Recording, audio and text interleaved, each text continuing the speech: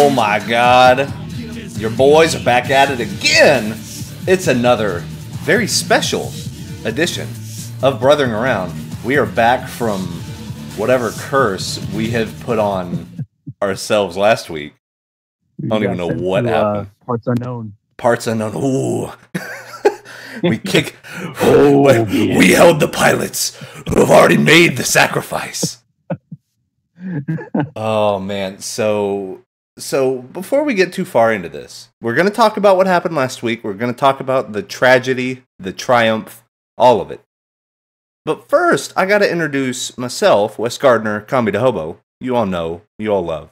But we also got Mr. Marco Flores, Nerd in the Bay. Here. Yep, I'm here. Doing the dang thing. Doing it. But we got some special guests. Not just one. We got two. We never left from the last time. That's right. We've just been in the locker room hanging out. They stayed in the call the entire time. That's right. They answered the call for real. They're like, no, we're not leaving until this shit's done. Like, you call in the Gimmick Bag, you get the full time. We're playing encores. We're doing the whole thing. So we have our very good friends, Todd, EVF, and Moriarty from the Gimmick Bag. What's going on? Hello. Warriors at it again. The Warriors dropped me. Oh, and it is a pleasure to have you guys on the podcast. So, a little story about what happened last week. We had almost 2 solid hours of the most outrageous stuff we've probably ever recorded. And then, I don't know if we just, because we were talking smack on a bunch of people.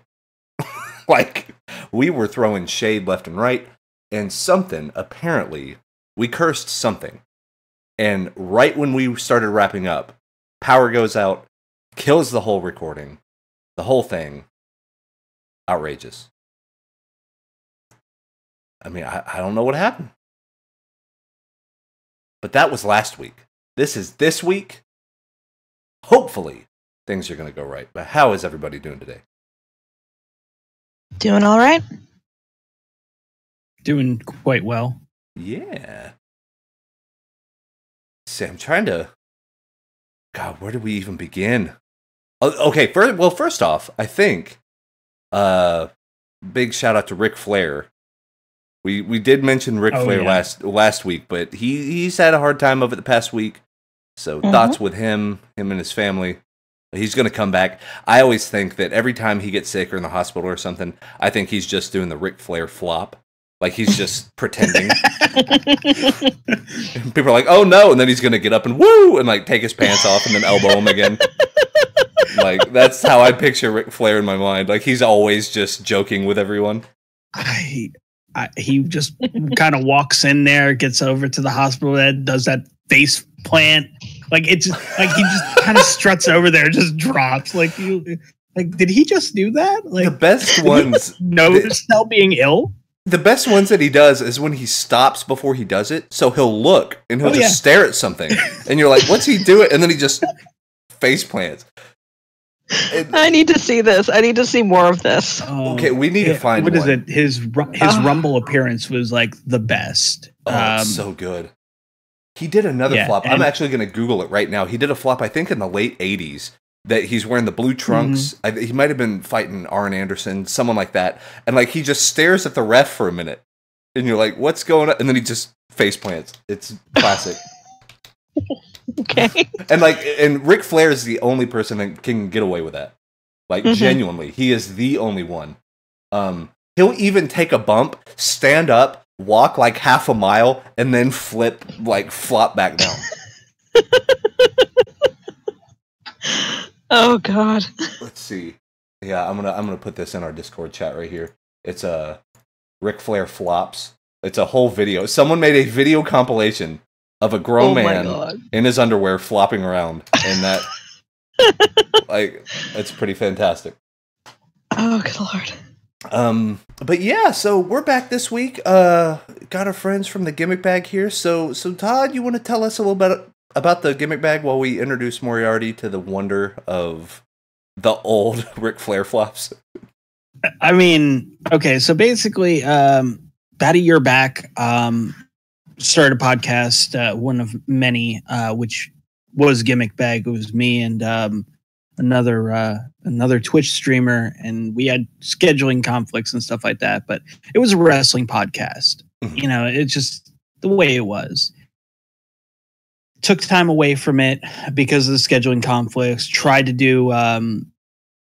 get things worked out. Me and him were watching pay-per-views and stuff like that. And one night, Moriarty goes, "Do you mind if I join you guys?" It's like, yeah, no problem. It's like, and that kind of became a thing.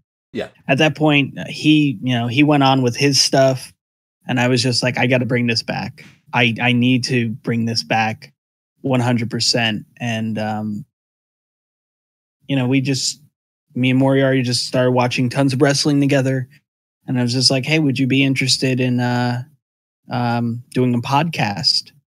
And one thing led to another, and we've done 2 episodes. I mean, we've watched tons of tape and stuff like that. Last week, I mean, we'll get into the whole technological woes that happened because it wasn't just here; it was in general. But yeah, I know we didn't do an episode last week, which was kind of upsetting, but at the same time, things happen. Yeah. But yeah, I mean, just it's the vision for Gimmick Bag is, we start with the wrestling stuff. That's just the way it is. Eventually we will end up kind of bringing in more other things. Cause I mean, there's a gimmick to everything. I believe that's what, Marco asked at one point. It was just, is it just going to be wrestling, or are you going to be covering the gimmicks of other things? And I'm just like, oh, no, there's plans for that. So yeah. Oh, that's awesome. It'll be fun. Because everything has a gimmick. At the end of the day, and what's really great to me, and because, I come from my professional life, like a sales background and all that type of stuff. It's amazing, since pro wrestling is built off of carny culture, how much wrestling is just salesmanship, not only in selling the moves and stuff like that, but being a hustler. Just everything has a gimmick. What's the gimmick? What can you hang your hat on? So you can see that in other industries. People are like, oh, pro wrestling, crazy, whatever. Watch any local Fox channel for any amount of time, or the old UPN or something, and watch some of those local commercials for anything. For beef jerky, I don't care what it is. If a guy owns an ice cream shop, he's going to come out and he's going to be dressed like, Barney the dinosaur, and he's like, hey, we're going to sell some ice cream. Come on in. It's 2, buy 2, get 8 free. And you're like, what the fuck? But everything is built on that same ridiculous P.T. Barnum, the greatest show on earth. Come one, come all. It's all gimmick. That's all gimmick. And you see it everywhere. You'll go to used car dealerships and we're going crazy at Crazy Steve's Used Cars. And then, so you go and here's this man that doesn't, he figured out his gimmick was not combing his hair or something. Everyone has this thing. Yeah. And you're like, it's just amazing to just go around your normal everyday life. I mean, even the Girl Scouts got a gimmick. They're going to just hustle in front of a Walmart every time. And you're going to end up buying $30 worth of Girl Scout cookies just because they're you want to buy these. And I'm like, I do want to buy those. You're right. And then they're like, well, if you give me some money, I might have some cookies for you. I'm just saying. I mean, it's what, $5 a box. I mean, you can get 3 for 15, 4 for 20. And you're just like, that's actually sounds like an amazing bargain. Yeah, just right. The way they talk about it. It's somehow, and then you go and you go into a grocery store and you can get a giant bag of cookies for $1.50, right? But for some reason, whenever they're out there and they have all their badges, oh, you got your nature badge. Well, how did you do that? Oh, I killed a bear with my bare hands. And I'm like, I'm going to buy all of these cookies right now. Give me every one of them. How many boxes do you have in that minivan that's parked in the fire lane? Yeah, it's always a minivan. It's always the mom that has the minivan that lugs around the goods, And really, if you think about it, they are kind of hustling drugs. I mean, Really, right? You're not wrong. They're going from place to place. They're setting up like a kiosk. And they're like, you know what? We'll take credit card, cash, whatever you got in your wallet, man. Just come on. Like, let's do this. Let's get nasty for a minute. Let's sell these. Nasty for a minute. Yeah, let's do this. But yeah, it is. And then you feel guilty if you don't do it, right? Like, do you guys feel that way as well? Where you walk by and you're like, I know it's a fundraiser, and you know what? If I don't give them this money, it's like an Air Bud movie. All of a sudden, I'm like, if I don't give them this $5, the dog can't play basketball, and then they're gonna lose the community center. Like, that's what's gonna happen, and I can't have that on my conscience. So I'm gonna give them the $5. I'll even buy the type of cookie that no one else is buying. That's how bad I feel. I'll buy the one that no one likes. That's what I'll it up and put my hand on the side of my face, wherever side that they're on. Just walk past them. Right? You just I don't see you. Like it's paparazzi. You're like, please no. I used to be able to just do the whole like, oh, I don't have any cash on me thing. And then it was just like, we got a square. And I'm like, son of a bitch. You guys got everything. Yeah, it's like, oh my God. You can't get away. I can't avoid it. Them, you got to be like ball is life and like shake them and break their ankles. And you know. That's right. You got to. Basketball style. That's right. Oh, you got to and one them. Isn't that what it's called? Like the and one? Yeah. Oh, see you. Yeah, and they'll take at the end of the day, they're almost like mobsters, right? Like they're kind of learning that trade. They're like, yeah, you may not got some money, but you know, those are some nice Nikes you got on. It'd be a shame. It'd be a shame if something happened. That's all I'm saying. Those are new shoes. Nice Jordan. I would hate what would happen. There's literally that movie from Melissa McCarthy. I'm forgetting what that movie's called, where she's a like a CEO boss, but she gets like dishonored, and then she comes back and try to sell like Girl Scout cookies. Oh yeah, it's that movie, and yeah, this is literally what we're talking about. It's a hustle, man. You got to do what you got to do. Everything's a gimmick. That's the nature, and that's why we Brothering Around has the seal of approval on Gimmick Bag, because both of them are great. I think, what was it, episode 2? You guys were talking about the Punjabi prison. Yes. I burst out Which, laughing. by the way, touching back to the lost episode, I watched the Hindi commentary. Yes. Earlier today, and holy shit, was Kali over. Oh my God. It was just like, Mahal, Randy Orton. Yeah. Scully, and I'm just like, what is going on? I didn't expect it. Like your impersonation on the lost episode was fucking spot on. I'll see if I can remember it, because they're just mumbling and rumbling stuff like, I know Kali! Like that is legitimately what happens, and I was just like, what is from 0 to infinity? Like it's like the Beatles walked out. They were like, oh, like. Yeah. Oh, it's so good. But what's so great about that is you go watch like pure Mexican, like AAA Lucha Libre. Yeah. Watch what happens when Rey Mysterio walks out there. Oh, you would think it was the second, like, you know, women are holding babies up to him to like kiss my baby, please bless my baby. Like it's it's a whole thing. Yeah. And you're like, wow, you know, these are people that made it, and like they really are. They have that kind of national pride of like, your entire country is rooting for you, like, which is kind of awesome, right? Yeah.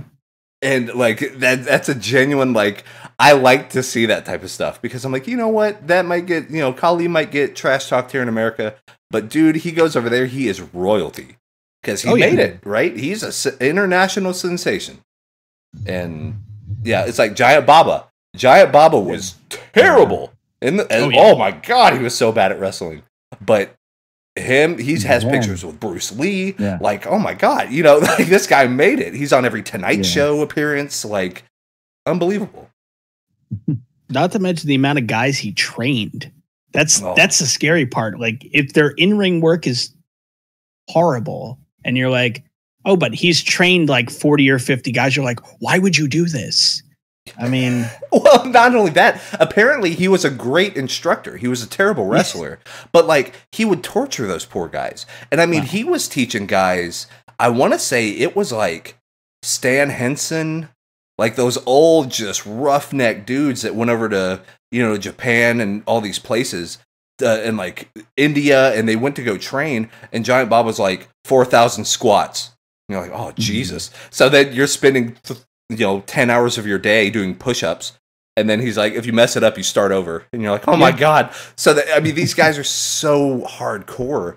You would do a 10-mile run, and that was your warm-up, and then you start your exercise. Like, oh, good job on your... And then you install the ring, and yeah. Yeah. You'd build the ring, and then you'd go in, and he'd purposely build it... Match. He purposely built it wrong. He would build the ring wrong, so when you got hit on it, like, it hurt worse. And he was like, that's why you don't fucking mess up the ring. Like, build it right the first time, and you won't break your spine next time. How about that? The boards go this way, not that way. Yeah. I mean, it's just... I guess that's a way to train them, man. But then you look at the guys like, Blackjack Mulligan, all these guys that could take, they could get hit by a U-Haul truck and just walk away from it and be like, these guys are invincible, man. All right. That's good. Just wild stuff. But yeah, let's talk about some technical woes, because I know Moriarty, you got some computer things going on. Yeah, I'm on my poor, sad little laptop I've had for 5 years now. Maybe. Yeah. I retired it unofficially a couple years ago when I got my desktop, and now I'm bringing it back because my master boot record decided to go fuck you, and then just noped off of my C drive. Oh, the old. So basically, my PC is bricked until I get a new drive. The old tech support deal of, oh, just to delete that System32 folder. No one needs that. Exactly. Yeah. One of those. Right there. Is there a proper way to uninstall this, or do I just drag it into the recycling bin? Just drag it into the recycling bin. Okay, awesome. That video of an old man dragging the My Computer thing over to the recycle bin, and then the computer just disappears. It's so good. Oh. And you want me to type in syskey as well? That's what I'm hearing? All right. What's terrible is I do that every day for a living. My job is tech support. Yeah. So I hear those phone calls. Like, you will never know what layer of hell you're in until over the phone you have to describe what a right click is. Oh, Jesus. And you're like, okay, so you're holding your mouse, and they're like, the thing with the arrow? And I was like, oh God. Probably. Like, I'm trying to think of how you're thinking about this, but sure. And like, you know how you use your pointer finger? Use your middle finger. And they're like, that's on a wheel. Yeah, but yeah, right. They're like, it's on the side of my mouse. What do I do? I'm like, oh my God. Oh, you poor human. Oh, I'm so sorry. I mean, it's honestly, there's a cup holder. Yeah. that cup holder in my computer. Or people that call their monitor their computer. Oh, Jesus. My computer won't turn on. And I was like, well, what's going on with it? I don't know. I used to be able to see things, but now I can't. So then you go 30 minutes, and then you're like, oh, your monitor. There's a button on the bottom of it. And they're like, oh, yeah. Like, I just wasted. Oh, God. I mean, I know there's a British TV show, IT Crowd, and it's got some of the best things of that special hell of dealing with tech support. It is beautiful. But one of my favorites was computer's broken. Is it a PC or a Mac? Yes. It's like, what's wrong with it? Broken. Perfect. Try anything. And it's the meme. Yeah, that meme is always like, oh, just turn it off and turn it back on again. I hate to say that fixes about 85% of what you do, because it's like, I can't log into the Active Directory domain. And I'm like, restart your computer. That's silly. And then they do it and they're like, oh, I'm in. Thanks. Oh, God. No problem. Like, it's a bad rap, but it works. Like, it's a pride issue. Yeah, right. And you don't want to say it because you're like, fuck, people make fun of us for this. But then or they'll be like, or the people that get indigent whenever, like, you say a thing and they're like, I would never. Like it's like, buddy, you called me.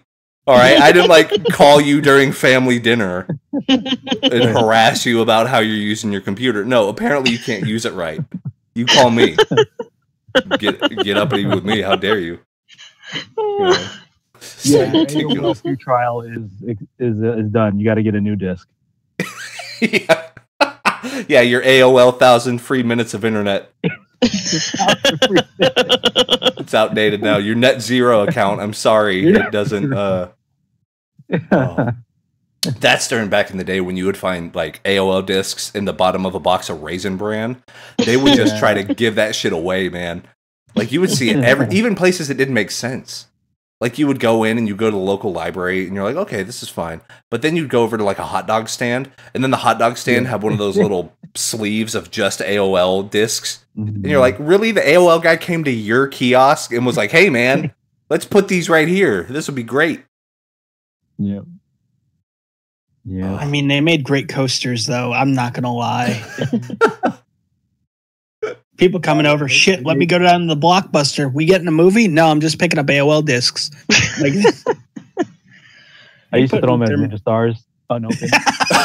Yeah, oh god, they were so good too. Because they were like the form-fitted. Some of them were actual circle like boxes that you would have to peel off. Yeah. You know? Oh, you don't take off the plastic. That's what makes it Ninja Stars. So that's really good. That's a good idea. Now we need to find those. No, I bet if you go on eBay now, because, you know, retro collecting of shit, and like I'm one to talk. I do a whole video series about it. But fucking, like, retro collecting, I bet you go on eBay and some guy's like, I have 5 AOL discs. And you're like, oh, that's cool. $700, please. And they're like, get the fuck out of here with that. Okay, now I have to see if they're actually on eBay. Hang on. Yeah, they are on eBay. Oh no! Factory sealed original AOL floppy disk rare memorabilia, $400. Oh my god! I was just bullshitting. Oh, but that's true. Wow. I want to have what they're having. No kidding. But a majority of them are like sub $10. Yeah, okay, that makes more sense. $50 for an AOL 7.0 CD beta disc. Like, are you fucking kidding me? That's so funny. Well, you know what it is, right? You know what it is? It's these shows like Pawn Stars.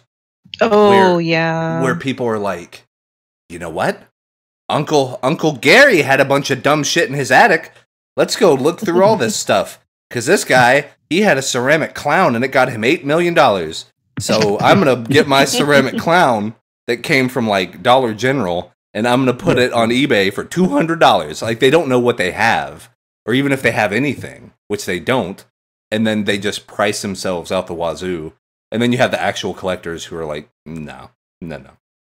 Well, I mean, if I were to buy any of them, it'd be this one here, which is a lot of 500 AOL CDs, random graphics on reverse disc for crafting and whatnot.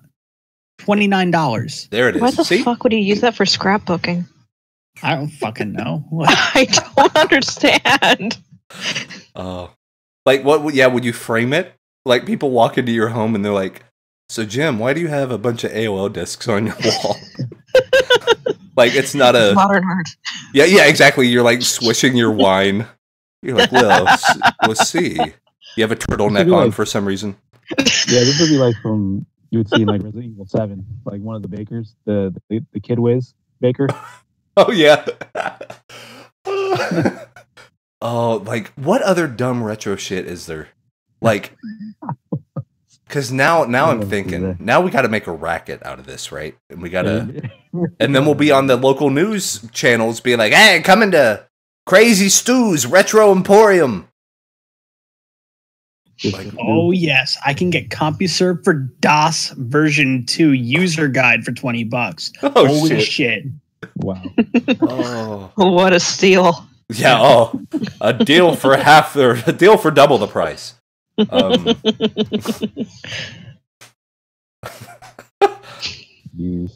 Okay, so now I'm kind of on this mental kick about like, what do you guys think is the weirdest thing that people like would actually collect, and I mean is genuinely considered a collectible? like the thing, and it freaks me out, and I don't know why, and I know I'm gonna get a ton of hate mail about this. What is the deal with Elvis plates? Like, it's I'm Elvis. not gonna lie, I have no idea. I was gonna say, what's the idea with collecting any plates personally? But True. yeah, the Elvis one specifically, I agree with you on. Well, because they're like airbrushed. You know the airbrushing that happens when you go to the state fair and they make those T-shirts? Yes. It's that type of airbrushing. It's not the like really delicate, like, oh, we're gonna, Elvis was the king, so we need to have, with reverence, we make that. No, it's with like a giant tattoo gun that they make this janky looking Elvis on a plate. I mean, some of them I agree with on that, but then other ones actually do look really like photorealistic. But. Oh yeah, and those I get it, because that's like someone handmade that, they painted it, and like it's like any other painting. But then some of them are just a little like it's not Elvis Presley, it's like Belvis Leslie. It's like the third party, the Bollywood version. You look at him and you're like, his eye's a little wonky, isn't it? All right, sure. Looking like SpongeBob. Oh yeah, the mocking SpongeBob. Yeah, he's like mocking SpongeBob. Oh, that is a valid point there. With the oh man. See, and there's all sorts of stuff. Like I kind of understand stamps because they're regional. Mm-hmm. Right, like you can only get a certain amount at a certain time, and they have a collectible value just by the nature of stamps. And like coins, sure, here's a coin that was made in 1820. And you're like, all right, that's some cool old shit, man. But yeah, then it's the other stuff. I mean, some people could make the argument that collecting like the retro video games is pretty stupid, but hey, Smithsonian Museum has some of those. You know what I mean? Yeah. So. I never understood collecting state spoons. Yeah. They make state spoons? Yeah. So it's a spoon and it says like Nebraska. Exactly. My coworker actually collects those. I'm not joking. Shit. What? Yeah. So like, okay, so have you gotten any inside scoops? Like, is it a scoops? See what I did there? So like more of a, like, do they go to like yard sales and hope they find them? Or is it a thing like there's a dedicated like Southwest trading company that you're just walk into Walmart? Literally just go into like any Walmart and there will be like a collector's like whatever. There would be in Walmart, right? Like, oh, what the fuck is it? Like a thing of like spoons or like snow globes or like whatever. Yeah. Huh. That's wild. Okay. Question to you guys. What are you collecting? Wes, I already know you're collecting games and stuff. But what are you collecting? I mean, I collect DVDs, pop figures, comics, board games. I mean, I got quite a few collections going. So, Okay. I don't have like a solid answer for that. I'm like looking around my space and I have like a bunch of stuff from like Disney from when I went to Disneyland with my mom. Years ago, I have a few pop figures. I have tea up the wazoo. I have mugs to drink the tea in. It's just like an all over amalgamation of like stuff I've just like collected. Yeah, but see, that stuff's like functional. That makes sense. Like, yeah, here's a cherished memory. Like, here are the things from it, and like, here's I like all this tea, but I need a thing to drink the tea. So here's all my mugs to drink the like. And like with board games, it's like, sure, if you get a bunch of people over to the house, like, you don't know when a print run of a board game's gonna go away. Mm-hmm. Like, you don't know how hard it's gonna be to find. And especially like, I have a Nintendo version of Monopoly. Apparently that's worth something. We haven't even opened it, but we have it because that's the only version of Monopoly we have right now. Like, that's it. We just have the Nintendo one. Like, if we want to play Monopoly, I'm going to bust that open. I'm not going to keep it sealed. Like, we're going to play Monopoly. That's what I don't understand is the collections to where they don't either, I don't know, because with games, the whole idea, in my opinion at least, play the fucking video games. Mm-hmm. Like, they were made by teams of people. Like, this was their career, was to create video games. Like, it's like collecting movies and never watching them. Yeah. Right. Like, I don't know anything about this movie. I'm going to buy it. Well, what? Like, no. What are you doing? I mean, it's one thing, like, to, for example, let's just say you have the movie on Blu-ray and you find, it's an older film. You find it on Laserdisc and you're like, oh, I'm going to buy the Laserdisc, and that's going to be for the collection, little things like that. Absolutely. Totally makes sense. Because I'm right now, even because I have the Blu-ray of like Star Wars, the whole set, whatever. Mm-hmm. But I want to find the special edition VHS that came in the silver for the widescreen box, and then nice. the gold for the and it was Vader's face. I need to find it, and like that type of stuff, because that's the first version of Star Wars I ever saw. Was the special edition that came out in 1996, the repackaging with that. But the reason why I want to get it is it has that sentimental value. It's like, this is the first one. You know what I mean? So then you pass that on, or you tell the story about it. Oh, I got this because this is the first time I ever saw it. Like, totally makes sense because you're tying it to an emotion. But okay, and I'll say this, and I think everyone, you're all gonna make the cringe face. But could you imagine if someone, I'm gonna collect comic books and I'm gonna buy every #1 that ever comes out.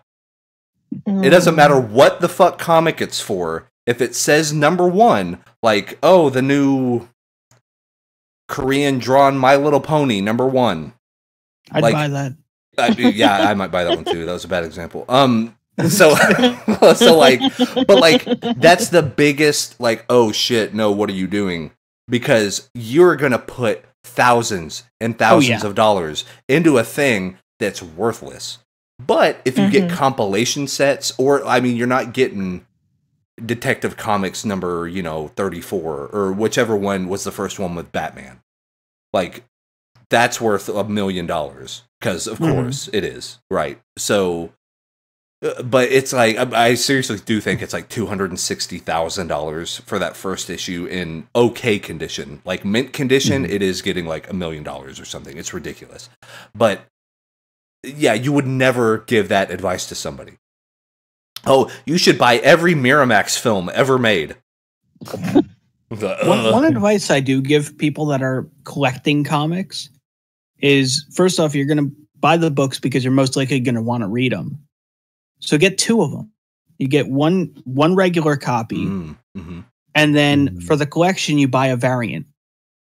Because, the variants end up having more value to them anyway down the road. Because, in some cases, it's like a shop will get one of this specific cover for every 24 issues they get in and shit. So yeah. Oh, yeah. So there's a collectible nature regardless. Yeah. Like, inherently, it's more rare. Yeah. It's worth more. And the nice thing, and I've noticed this just with video games, they retain their value pretty well. Like, if you go look up a greatest hits copy of Final Fantasy Tactics, it's still going for $20. Greatest hits games came out at $20. So like, they didn't change. It didn't skyrocket in value. It's not like Earthbound, but it's, you know what I mean? But it didn't lose money. Like, you're not out anything. But you got to collect stuff that you like. Like, that you know something about, because some people will just try to get in as kind of this e-peen sort of like, well, look, I bought every sealed copy of a Final Fantasy game. And you're like, yeah, you're out $15,000. And no, I think the thing about collectibles, whatever it is, Elvis plates, doesn't matter. The value is either priceless because it's sentimental to you, or it's totally dependent on if someone wants to buy it. You know what I mean? Right. Like, it's like buying a stock in the stock exchange, but then like, really much. Not wanting to sell it. You're like, why'd you buy it? Like, stocks are made to sell. You got to find a buyer for them, so you got to wait till they're valuable enough to sell, and then you get some profit back. But it's like, these people will buy these things, and then, I'm gonna spend $900 on this Earthbound because, in 10 years it's gonna be worth $10,000. Well, not if nobody buys it at $10,000. You know what I'm saying? Like they have this weird inflated sense of like, because I've been talking with people on like Facebook Market and stuff like that, and I'm like, man, you got to cut some, buy two get one free type deals on these rare things, because people just aren't going to buy. You got to be smart. You got to bundle in the stuff that people probably won't buy with something that people will buy. Like, you want the sealed Super Mario World with everything? Why don't you take this sealed copy of Shaq Fu as well? Like, that's how you do it. But then you add an extra $15-$20 to the price, and then you're good to go. And like, sure, okay. Yeah, I'll do that. But yeah, you'll get these people that buy in with this intent of getting rich quick. And you're like, no. Someone has to, like, you were the sucker in that situation. Like, now someone has to buy it for your new price, which they won't, because you already bought it at the lesser price. So the value thinks it's worth that right now. I don't know. It's just a weird, like one of those trends that I was noticing. But I mean, that's why one of the reasons when it comes to collecting, especially if you're purchasing to sell down the road, it's just that it's for sale down the road. You can't just go and buy something and be like, oh, okay, paying $20 for this, let me flip it for 40, unless it's like a SNES Mini or some shit. Yeah. I mean, then you're looking at like $120 that's going to sell for, and you'll be able to get like upwards of 500 most likely.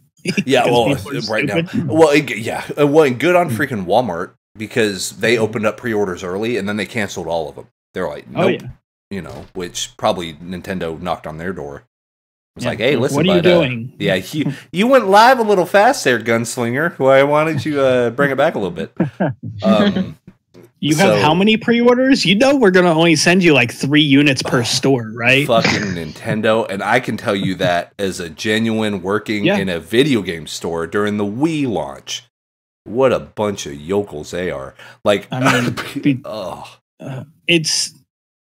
it didn't matter what Nintendo shit it was either. They would do that.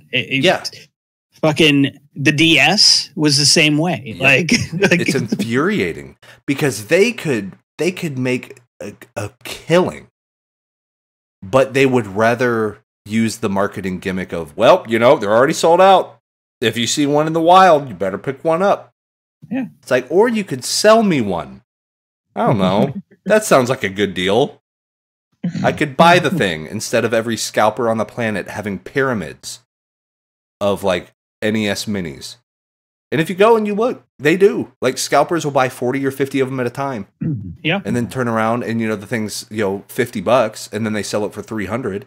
And then the only thing you can do to kind of combat scalping in that sense, don't buy the shit. Yeah. Just don't buy it from a scalper. Like have some self-worth and dignity. Little Johnny might have to wait another year to get his NES Mini. Control. But yeah, but just get that shit when it's a more reasonable. Now, if someone bought it at $50 and then they're online selling it for $85, all right, that's reasonable. Convenience fee, he'll ship it to me. I don't have to fight people at a Toys R Us. Fine, like I don't have to Cabbage Patch Kid all these people. And then it is so funny, by the way, if you want to talk about like Hollywood shopping extravaganza things, go look at old footage of like Cabbage Patch Kids when they were a big deal in the early 90s. Yeah. Those parents were dropping bombs on buildings. They were killing people. They were slashing people in parking lots. Like it was crazy. I will fight you. Yeah, for these gumpy ass looking dolls. Hilarious, right?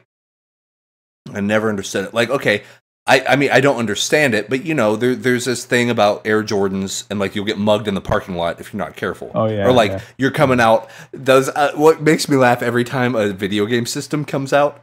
There's always some guy on like the local news, and he's in a parking lot, like I got the thing, wow, and he's like holding it above his head.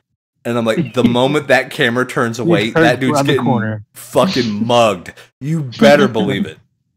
Like they're waiting for his time in the sun, and then he's on cloud nine, and then the group of 8 people by his car, like, "Hey, what you got there?" Like counter. He can't take his turn. Everybody, all his enemies take his turn. Right, just pass it around. Counter attack. But yeah, I mean, I'm wondering what the holiday thing is going to be this time, like for this year, because I don't know too much about like what toys are kind of the hot shit right now. I think Switch maybe. I don't know. I'm willing to bet it'll probably be like a Galaxy skinned Switch. Maybe That's what I'm betting on. Maybe so. Because what I'm thinking is like, because usually it's like there's a video game system that really takes off on the holidays, but then there's also like a chintzy toy of some sort, like whether it's like a Furby or a fucking yeah. Some shit, Like I think this year it's probably going to be like Hatchimals. The only reason I know that is now my daughter, who's about to start kindergarten, is like, I want a Hatchimal. I was like, I don't know what that is. So I had to look up and that'll be the holiday toy. That'll be the holiday toy. I had to look it up, and basically what it is you get this big ass plastic egg, and you pet the egg. Yeah. You like pet the egg. You just pet it, and then what happens is then you pet it for God knows how long, like days, and then it starts like purring or making a noise, and then if you keep petting it, you like find the sweet spot. It's like hatching a real Pokemon, essentially. You're like you're petting this thing. You're like Indiana Jones about to pick up the thing off the altar. You're like rubbing your hands together. You're like sweating it. You're like, okay, let me pet this egg, and then it does a little crack. And then you're like, oh my god! And then you just keep petting it, and then like a little bird beak comes out, or whatever it is, a dinosaur tail, something. And then you keep petting it, and then it gives birth to a thing. Like it cracks open, and you get a bird, or you get a dinosaur, or you get a kangaroo, something. And that's it. That's all it is. That sounds like too much effort for what you get. Those fucking things are $75. No, thank you. Meantime, you can give her a Tamagotchi. Right? Yeah. Oh my god, yes. Yeah. I could teach her how to play Pokemon. And she can collect 150 some odd things of whatever that is. But and what's so crazy is, we're all kind of in the content creation game. We do Twitch, we do, YouTube stuff. There are whole YouTube channels dedicated to watching grown-ass men, by the way, just pet a Hatchimal. What in the flying fuck? Apparently I'm on the wrong side of YouTube. Where's this? How did I not think about this? Jeez. No Hatchimal reaction videos. There you go. There you go, Marco. Look one of those up right now. I dare you. Because I'm almost afraid to. It is the most bizarre thing you're ever going to see. But the thing is, you look at him on one hand, and then I'm having a fidget spinner on another. Yeah, and he'll be like Slurms McKenzie from Futurama, and I'm watching like Paw Patrol, and that's it, man. It's all the same demographic. PJ Masks, that whole thing, man. The whole Disney Junior, Sophia the First, that whole bit. That's what it's all about right now. Oh man, unbelievable. Or my favorite trend right now on YouTube, because I genuinely don't understand it. This is how I know I'm getting old. What is it? What is it called? ASMR or AMSR or what is it? ASMR. Yeah. Okay, so basically what it is just fucking people like standing in the woods, and they'll go. Wow, that gave me old school Gimmick Bag flashbacks, because that was like talking. Phil, is that you? What?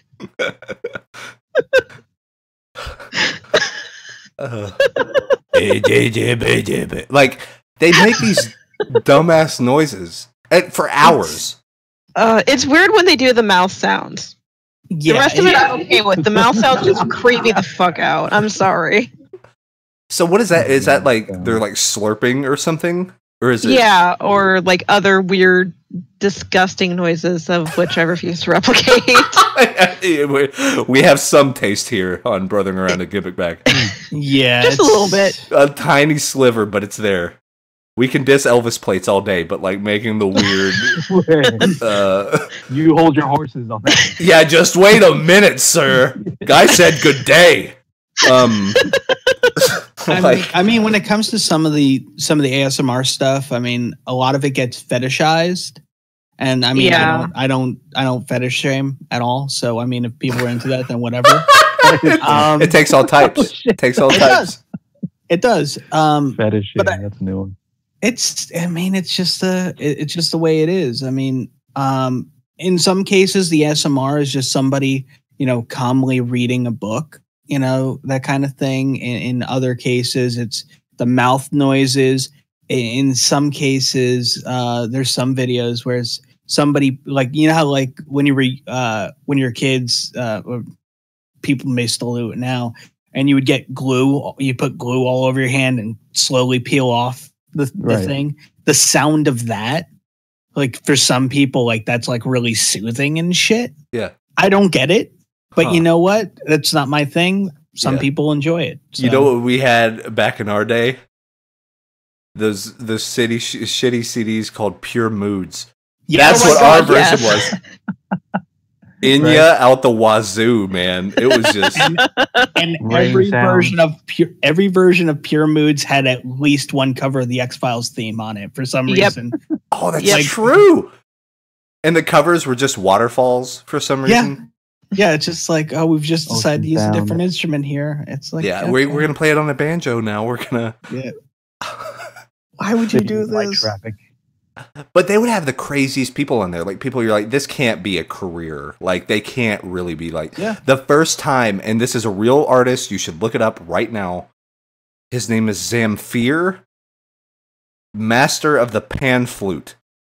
That's his full title, by the way. Is Zamfir, Master of the Pan Flute. And a pan flute, for those that don't know, you know the kind of weird ocarina looking thing that Peter Pan plays? Yeah, is that like a Yep. Breath of the Wild quest? Jeez. Pretty much. Woot, woot, woot, woot, woot. Yeah, you fucking play that. That's Zamfir, man. How does this dude have a discography? I don't understand. Oh yeah, He's got a greatest hits album. Fuck. But not only has he had hits, he has the greatest hits. Like, He has 25 hits. No, wait, I think I found somebody else. Never mind. it's amazing. Like, you go and look at that type of stuff, and you're like, there's this whole separate part of the world. That's why I never get really bored. You know how sometimes in life you can get kind of in a grind. You can be like, oh man, my life's just the same all the time, and I don't know about this. I didn't know about fucking Zamfir, Master of the Pan Flute. Like, people need to. I need to, like, scope out this type of stuff. You know what I mean? I need to just jump into the wild side and watch the fucking Hatchimal videos and, like. There's a whole part of the earth that I don't know about. I know nothing about it. I mean, and some of the stuff's just. If you use his music, he'll like, flag you. Yeah. I bet he is that type too. He's on it. Oh, he's on that. He is. I know that sound anywhere. He is ego searching right now on Google. That is track 11. Zamfir hateful inner. And then let me look at these forum posts. Google. George Zamfir. What a douchebag spelling too. Yeah, I was like, Alexa, Google Zamfir hatred. I'm still blown away for the fact that he has the greatest hits. Oh yeah, man. I And, don't like, understand. He had such a good run that they just had to encapsulate it. They were like, you know what? Throughout the archives of Zamfir, through the testament of sound that Zamfir brought to this earth, we need to pick the 12 best, just whatever encompasses the spirit of Zamfir. And I believe, can you imagine being that curator that, like, no, Mr. Watson, I can choose the Zamfir songs. And he, like, sculpts him to make it, oh, this is going to be the best thing. Oh, people are going to just, from front to back to front, listenable completely. This is the only album you ever need to buy. This is going to be my ring entrance. That's their ring entrance. Oh, if Bullet Club came out to Zamfir, I would mark the fuck out. Oh God. And they throw out like their hands in like an imaginary flute. Like a pan flute noise, like they're like whimsical pixies from the woods. Too whimsical hand sign. Yeah, that's too whimsical, me bro. Zamfir me, bro. Up top, bro.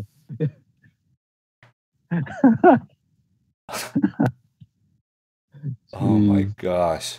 I want pan flute covers of wrestling themes now. It has to be a thing. Well, speaking of just terrible covers on ridiculous instruments, I was watching a Todd EVF stream, which, by the way, everyone should go do at twitch.tv/Todd EVF. And I heard the old internet classic of the Jurassic Park theme. Yes. Done with a melodica. What? And if you want to laugh the hardest, you know what? I'm gonna look this up right now, and I'm gonna link you guys to this melodica Jurassic. There we go. Because it has Todd, can I make a request? What happened? Can I make a request? Okay. The next time you do a social eating stream, put up the Zamfir. Oh, that would be. You should do it. I need to do that. That needs to be a thing. Okay, here you go, guys. Now, Marco and Moriarty have not seen this, from what we gather, but you just need to enjoy this. And I'm gonna play it on the. I'm gonna play it on the show right now. That way, you guys can hear it. It's set to the actual footage. Set his name as Pilo. Like he's trying to get like revenue from like J-Lo or something.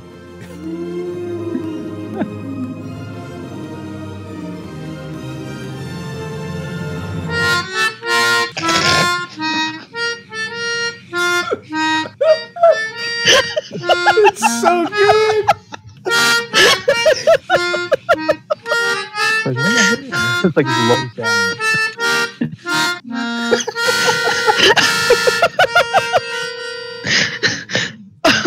I know I'm starting all my streams now. My favorite is some of the notes are slightly wrong, and it makes the whole thing so much better. How many views? I gotta know how many views. 13,853,164. When was that released? It was 5 years ago. 5 years ago. Oh my god. Pilo Brown. Killing it. Yeah, Pilo Brown. Damn it, Pilo. Stop wearing that vest. That's right. That's right. It is an absolute majestic YouTube moment. I'm gonna message Pilo and network with him. Yeah, and be like, listen here, man. We need you to compose an intro. Oh my god, if we get an intro for Brothering Around. I need an intro for my videos. Pilo, can you hook a brother up? Brother. It just get, brother. It just get it dank. Just have him play the dankest. Like the whole, just have it like whiny. Oh, it's so good. Pilo, can I request "Ain't No Stopping Me Now" by Shelton Benjamin? Oh god, what did you find? So I'm not sure if you guys have experienced this. Probably not. But a good friend of mine, Daniel Levanto, he used this as an alert for follows, or hosts or some shit. He doesn't really stream anymore, but whatever. And it always got me fucking rolling since we got on the melodica fucking kick there. Oh god. 20th century Fox flute. I have to hear it. Okay, we're gonna play it on stream right now.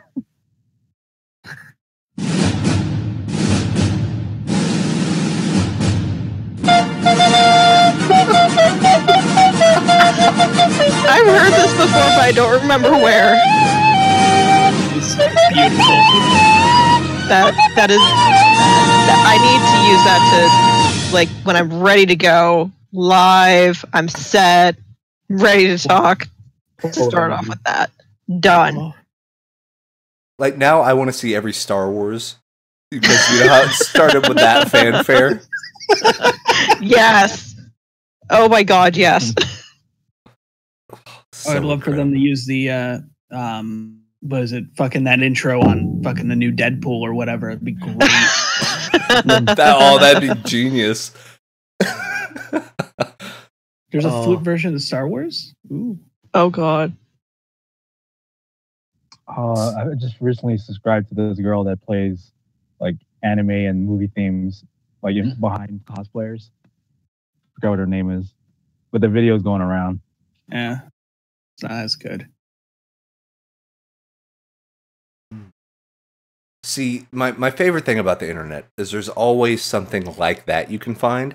Like, I'm still a big fan of Keyboard Cat. I think Keyboard Cat is a timeless masterpiece.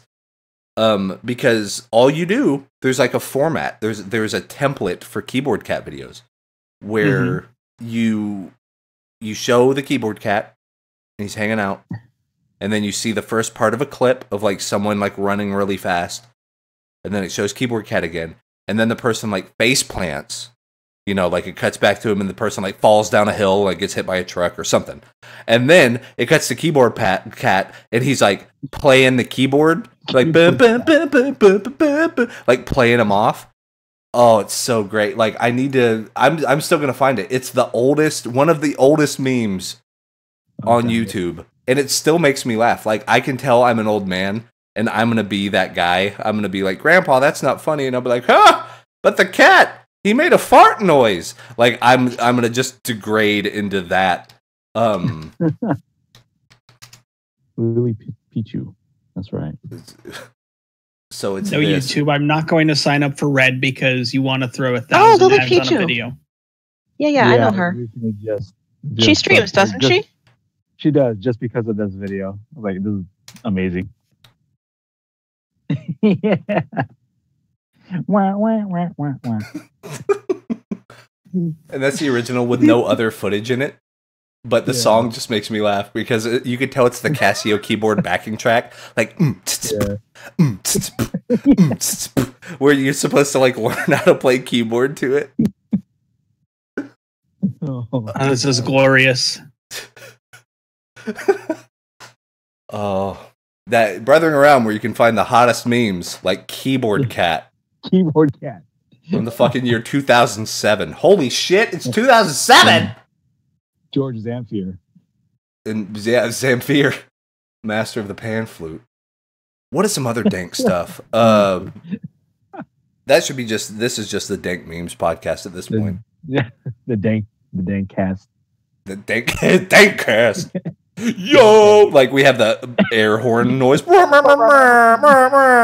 Like we just turn into every YouTube like, hey guys, how's it going? Welcome back to the blah, blah, blah. Like, right. Oh, that's so good. Videos, or start my videos that way now. Oh, we should, man. We should just turn into sleazy morning radio DJs. Hey, it's Marco and the fucker, and we're here.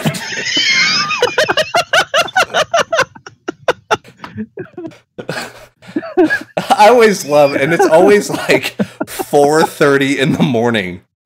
And you're like, why are they that excited at 4:30 in the morning? 4:30 in the morning. I mean, I think it goes back to 3 in the morning. It goes back to something that was mentioned before we recorded, and what needs to be returned to professional wrestling. Professional wrestling, yeah. Because I made, and I'll say it. I made the claim. I'll take all the blame for this one. I think cocaine should go back into professional wrestling. I think it should be there. I think there's a certain insanity. Like, if you want to see it in all of its full glory, go look at the world famous "He's Got a Bicycle!" Like that, the "He's Got a Bicycle" promo from Dusty Rhodes. Oh, it is genius. Because it's just a guy, and they're having a wrestling match, and he goes over, and Dusty's just mumbling about something, blah, blah, blah, blah. And then the guy picks up a bicycle, which I don't know why there was a bicycle there in the first place. I think that's why he was so amazed by it too. He's like, who brings a bicycle to an arena? Like, and he called him Bubber. He didn't call him like Bubba. He's like, Bubba got a bicycle, and it makes me laugh so hard every time because I was like, it might be the best call in professional wrestling. Like, people will put up the Hell in a Cell thing and like, oh, he's broken in half. I think "He's Got a Bicycle" is like, it's the epitome of just, it takes you out. You're like, what the fuck? Oh. Oh, it's Oh man. so fun. Yeah, I'm playing it right now on the show. And re-picking this fight. As I said earlier in the program here on the mothership, he got a bicycle. He got a bicycle. He's got a bicycle, buddy. In this arena. I don't know, where did that come from? Where you got a bicycle in this arena? Why is there a bicycle there? Oh yeah, no one knows, and it's like not in like where do you park a bicycle? Like in was this WCW? yes. Oh god, yeah. Okay, that shouldn't even be like a question. That explains a little bit. That's absolutely like that explains all of it. Like, why is a bicycle getting a push? I was like, okay, WCW and Dusty Rhodes. And Dusty Rhodes, but see, a lot of people like hated the whole Dusty Rhodes era where he was crazy like this. I think it is some of the best. Like, you go watch this, and there is because it'll never happen again. You know what I mean? Yeah. Like, well, for obvious reasons now, because Dusty's sadly passed on. But it's like that was such a different era for what was over and like how wrestling works and all that. Oh my god, it makes it so funny because it's a time capsule. Like people hated what WCW became with the NWO, and there was 8 versions of the NWO. I look back at it and I think it's majestic. I'm like, this is straight trash, but it's trash that will never happen again. And even like I'm glad that one of the related things on the Dusty Rhodes bicycle video is CZW, John Zandig. Oh, like Jesus! Yes, he's like, Jesus, I'll fucking kill you. Like, he goes on this crazy promo. 5 of them. There was, oh god, oh, like it's so good. I'm afraid. You should be. Zandig is legit nuts. Like, that guy's crazy. And sometimes we say it jokingly about, oh, these wrestlers are crazy. Zandig is nut. He is off of his rocker. Like, he's the type that he would throw a grenade at someone if it was legal to do that. Like, just to see what happened. What? Oh, he does that all the time. Like, he did, was Zandig the one that, because Dean Ambrose used to be John Moxley in CZW. Mm-hmm. So, you talking reciprocating saw? Yeah, the buzzsaw to the face. Yeah, that was it? I think it was Brain Damage. I think that was the guy's name. Yeah, but no, like, it was. But Zandig did all the booking for that. So man, God, there was a wrestler named Wife Beater. Yeah. Oh God. Well, I'm telling you, dude. There's been a few that have gone by that moniker. One of them was actually Chris Hero, and then he found out. And because he was come out wearing the guinea tee basically, it was his thing, and then it just didn't realize like that it was a really bad choice for a name, and then we got Chris Hero, and now we have Cassius Ohno. So evolution, right? That's right. Yeah, you got to learn. Got to learn from your mistakes. Oh, but yeah, if you want to see some just truly insane stuff, just watch some old CZW. Because CZW, IWA South is another really rough one. But yeah, those are. Because I mean it's not even wrestling at a certain point. It's like, let's get into a thing that looks like a wrestling ring, and then let's like hit you with a machete and see what happens. And you're like, I don't know how I feel about this. Vice actually did a super good documentary about Combat Zone Wrestling, and it's like an hour long, and the guy that's there, he's like, I've heard about CZW and I've heard about this, and I kind of like pro wrestling as a kid, but let's see what this is about.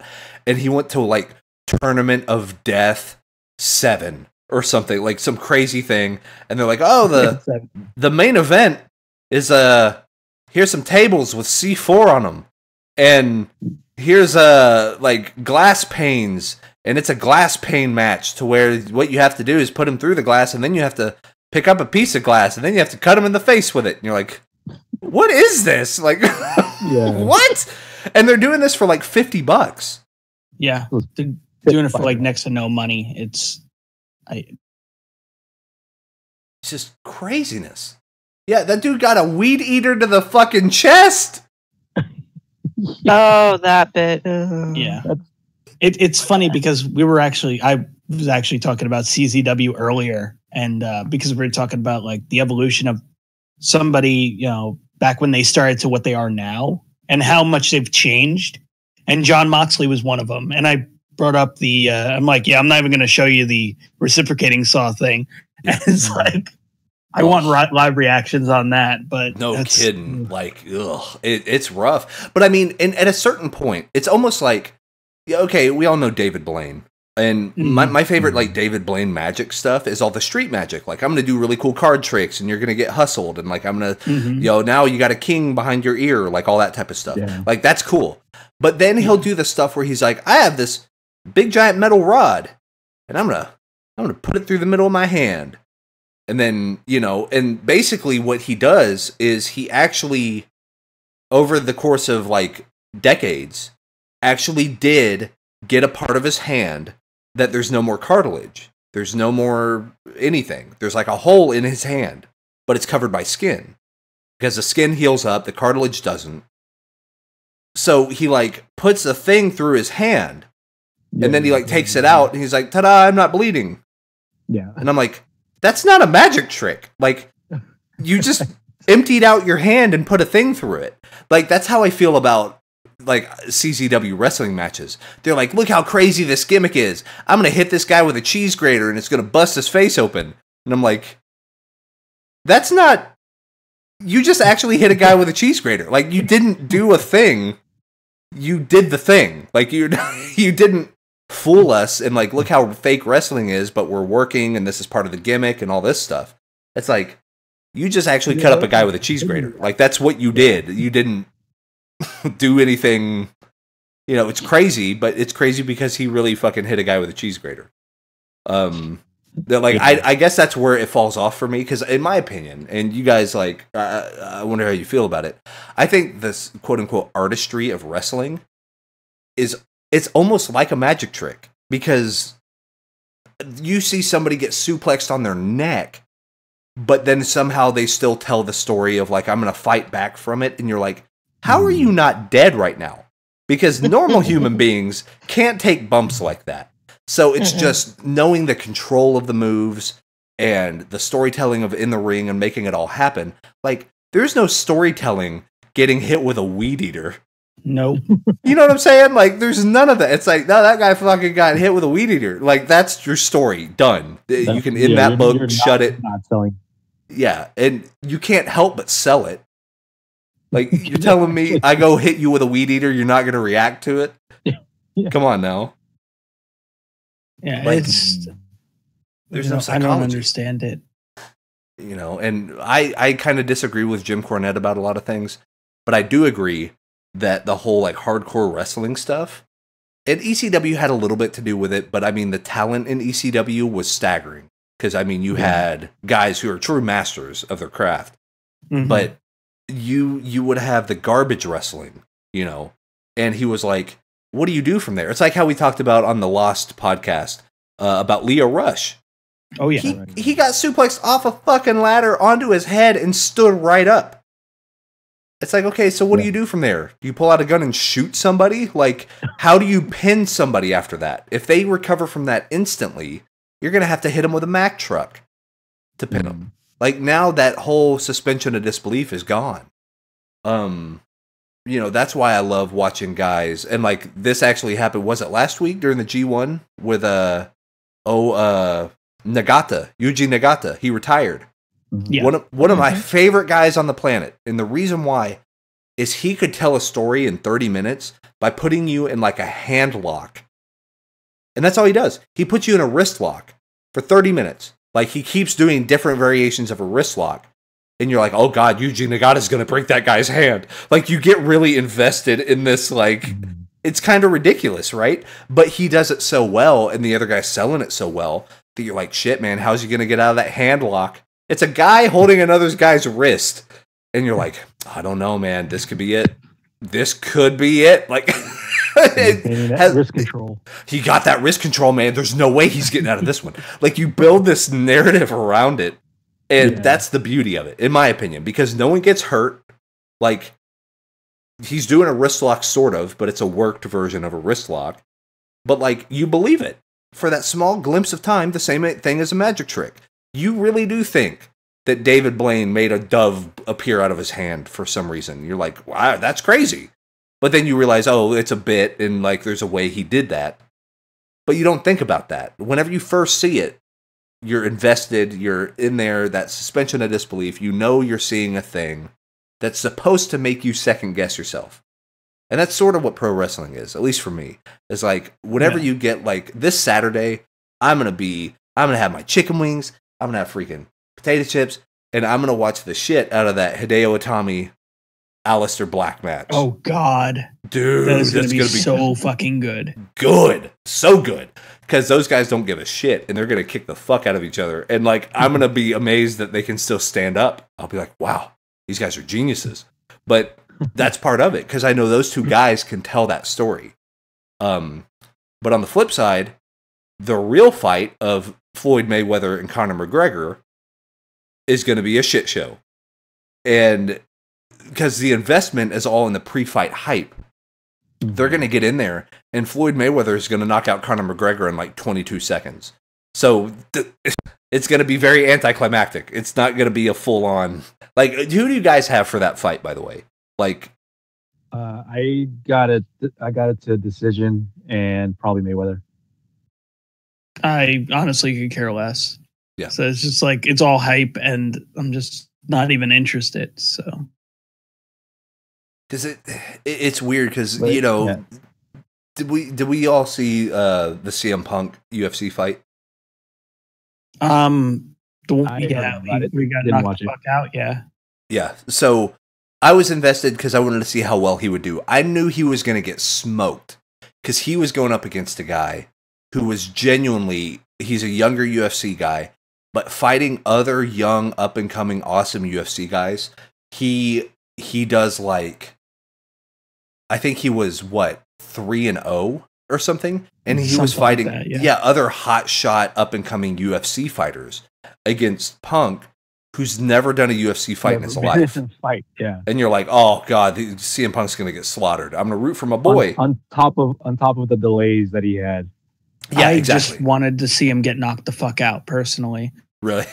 I mean, it's unpopular. I'm not a big fan of Punk. It just,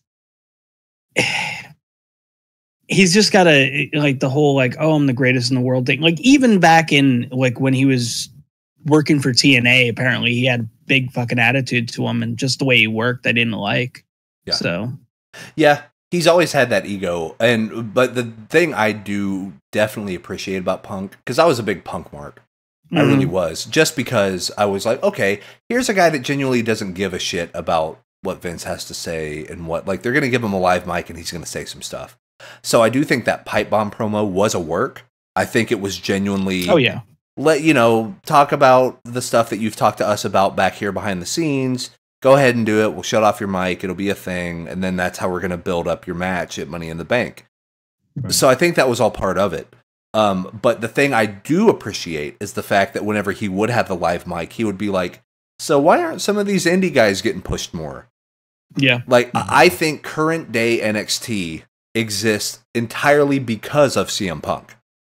As kind of a FU middle finger to CM Punk, because Punk knew it was a good idea to bring in Kenta. Mm-hmm. He knew it was a good idea to push Daniel Bryan. He knew it was a good idea to get Cesaro on TV all the time. He was like, get these guys on here. It's like, there's tons of guys. Get AJ Styles. Get all these guys, and you can change the world. And then, they're like, oh, well, we do things our way, Punk, and how dare you, and blah, blah, blah. And then once he leaves, then Triple H has the magic idea, maybe we should start pushing these indie guys. And I'm like, all right, sure, okay. Funny how that works out, that timing. But yeah, like, so I genuinely think CM Punk for setting the stage for current day NXT. Like, I wouldn't be seeing Hideo Itami versus Aleister Black if it wasn't for Punk talking shit on Monday Night Raw. You know, that's how I truly feel that way. It may not be correct. They may have had this planned long ago to bring in more indie guys and guys that have worked in the business for a while. But, and hell, CM Punk kept his name. He's one of the first guys that came from the indies that kept his name. Mm-hmm. Yeah. So, I mean, he kind of set that up too. So, you know, now we can actually watch Samoa Joe and AJ Styles instead of being like, here's Joey Samoa.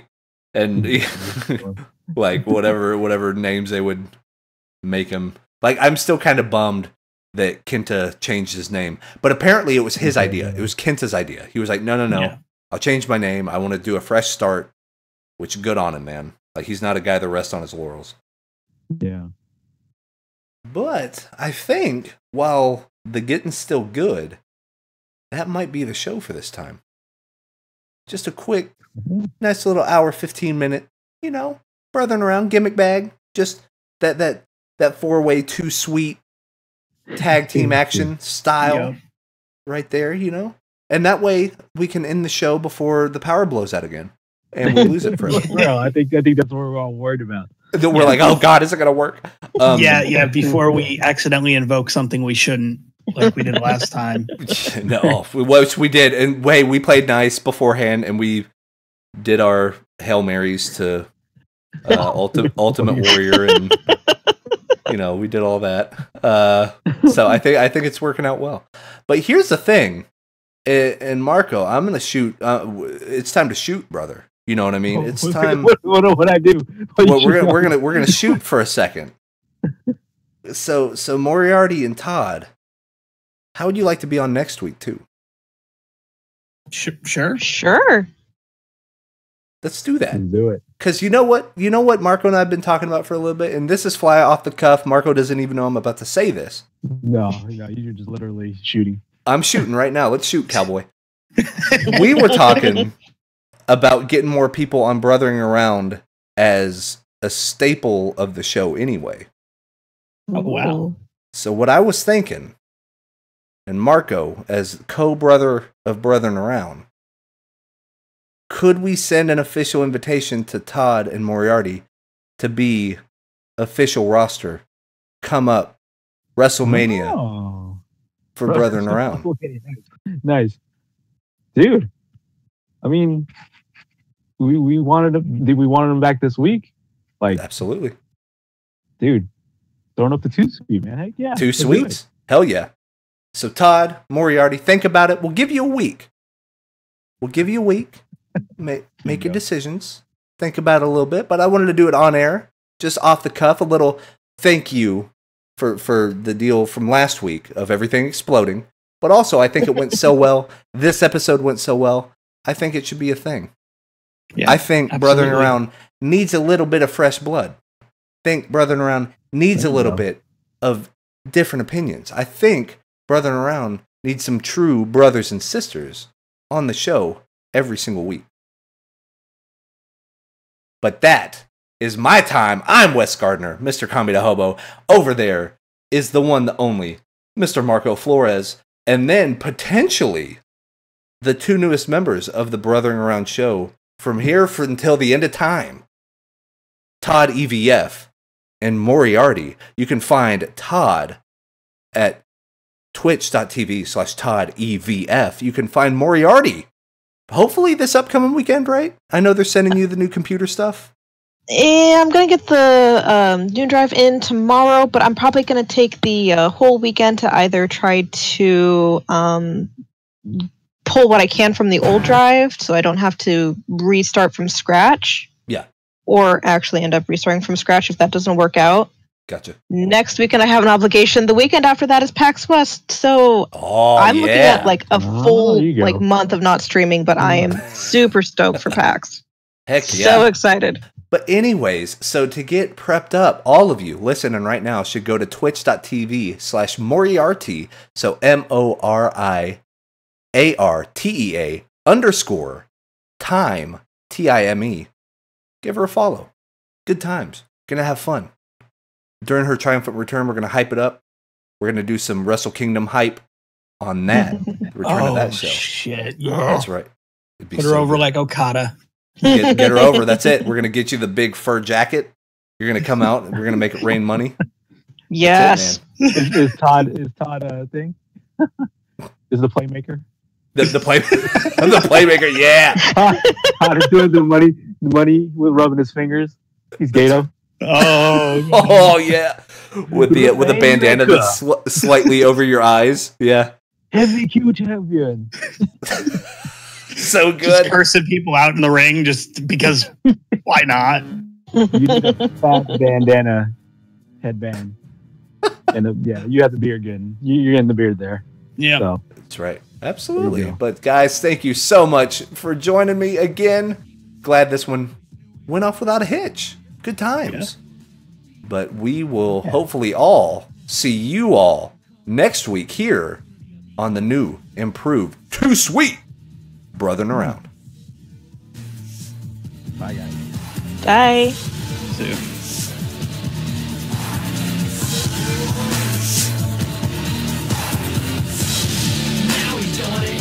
That's why the word you can't take back. That's why that's a